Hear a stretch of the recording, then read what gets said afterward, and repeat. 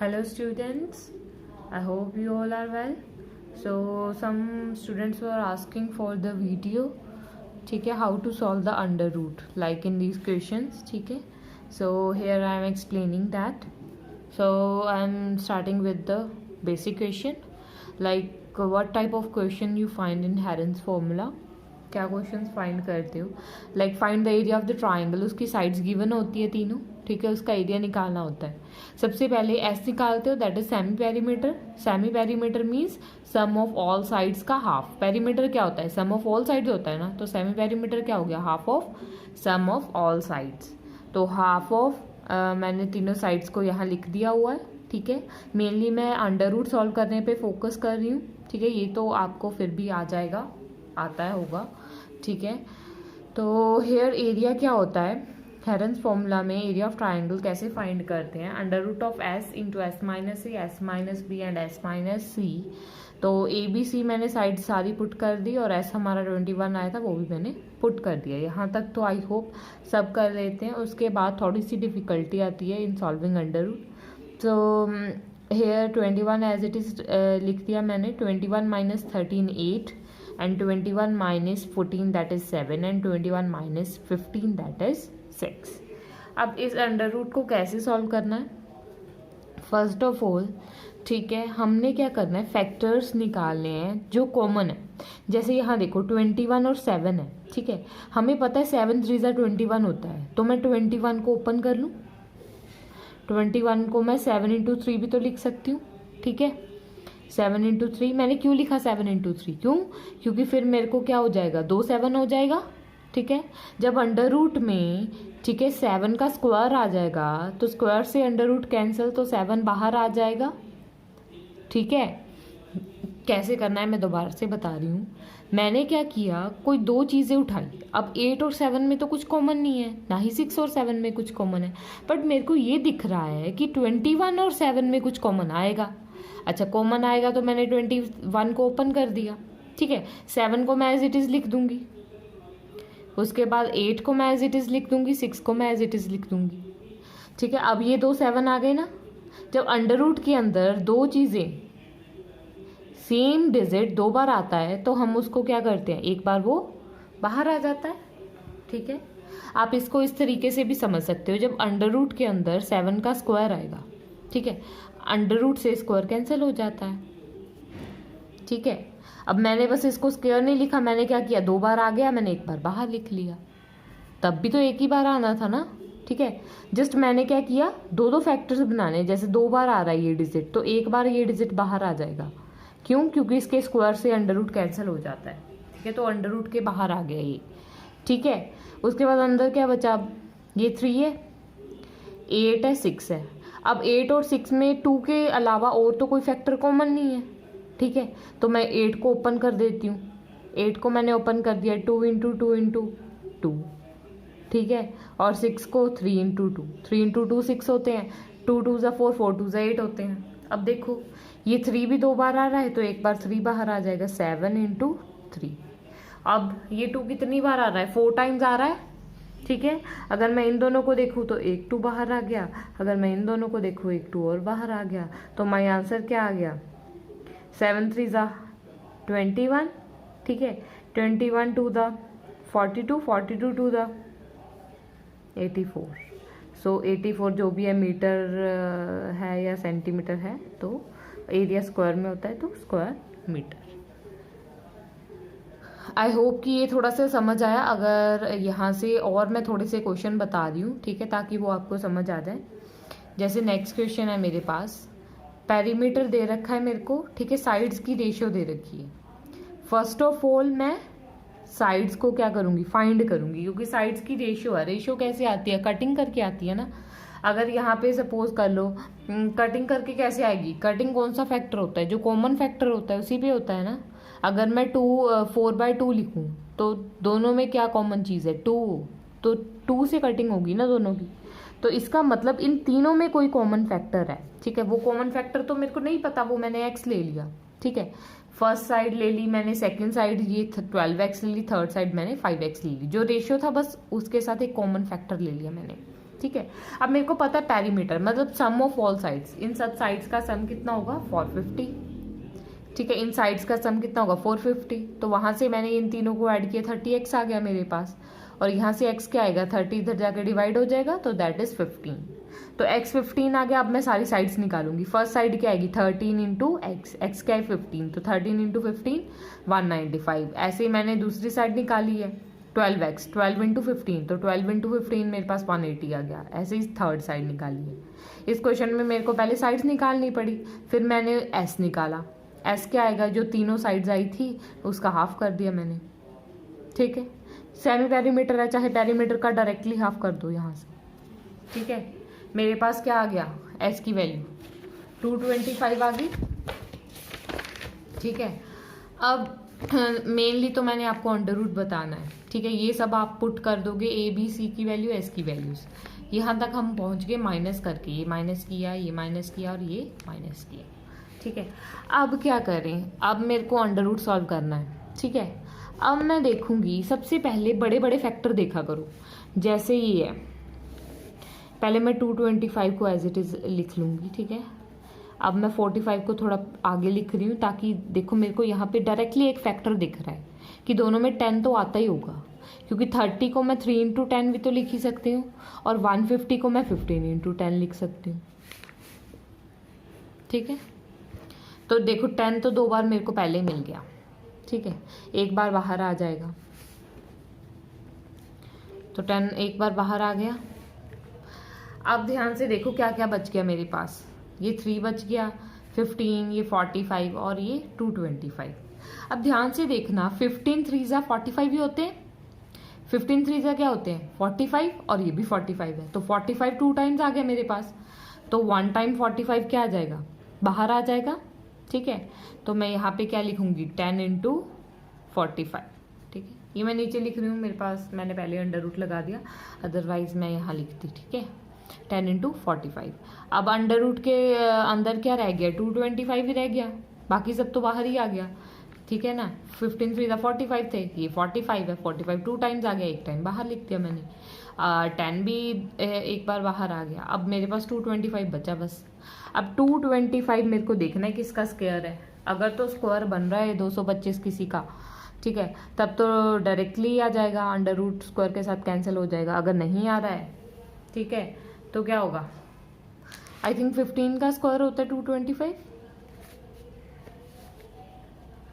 करके देख लेते हैं, अगर नहीं समझ में आया तो 5 5 25, ठीक है, 5 1 5 1 1 1, तो यस 15 का स्क्वायर आ रहा है।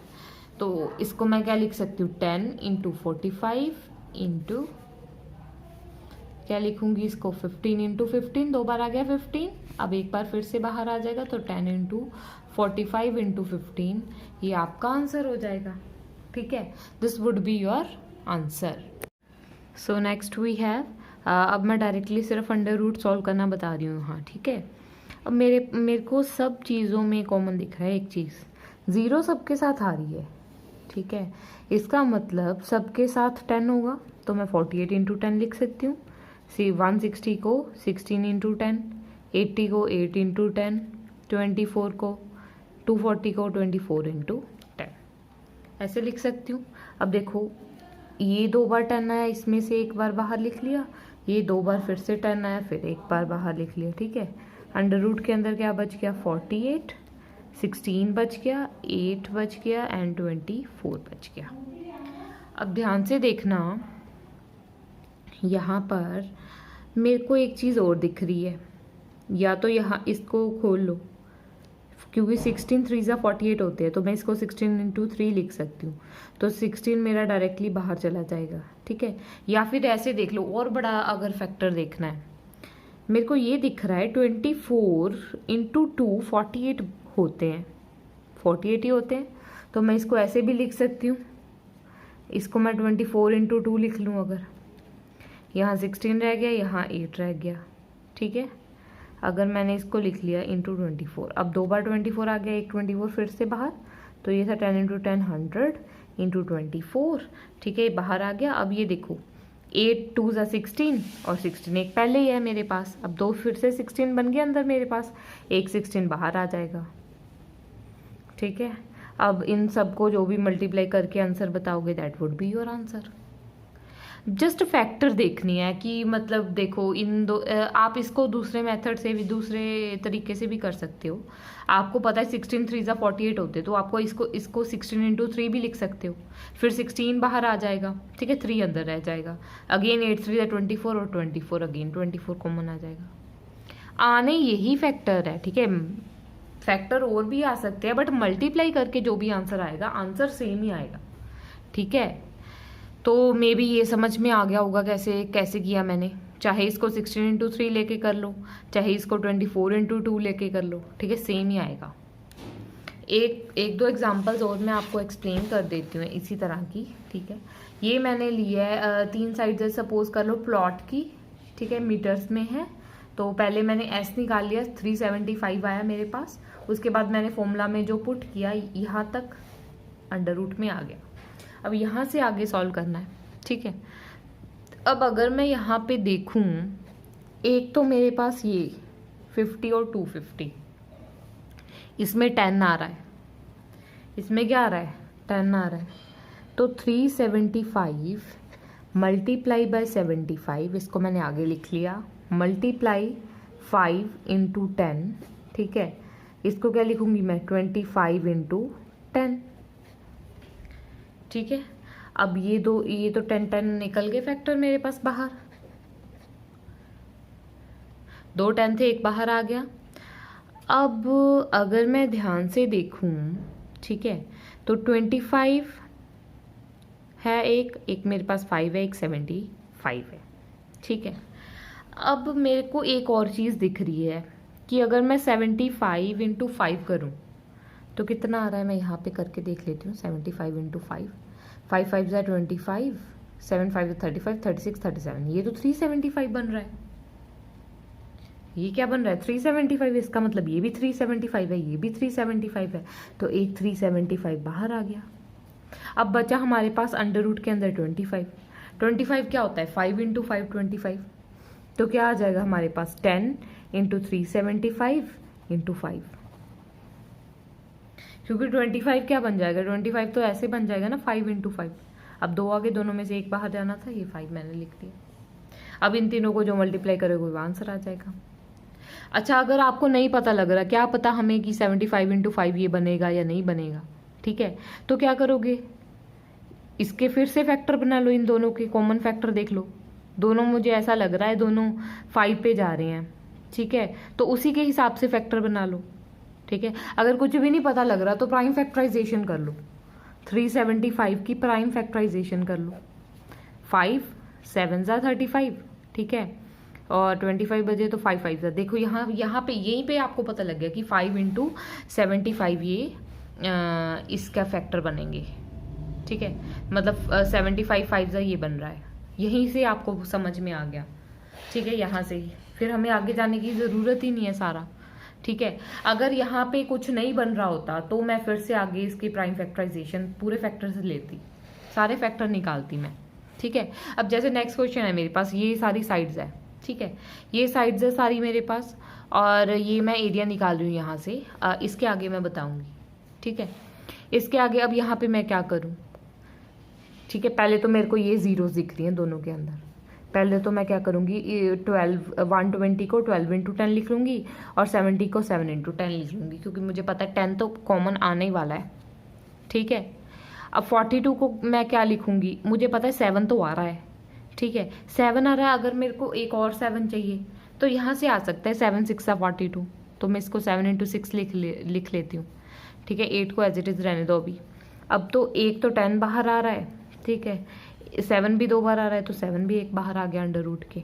ठीक है, अब अंदर क्या बचा मेरे पास, ये सारा तो सॉल्व हो गया। अब बचा क्या, 12 6 और 8, यही बचा। ठीक है, अब ध्यान से देखना, यहाँ पर 8 6 दा क्या होते हैं, 48, और 12 4 दा भी क्या होते हैं, 48।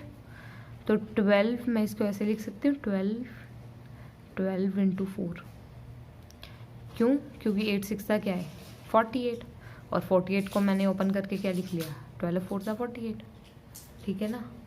तो यहाँ पे फिर से 12 बाहर आ गया, तो क्या बचा मेरे पास 10 × 7 × 12।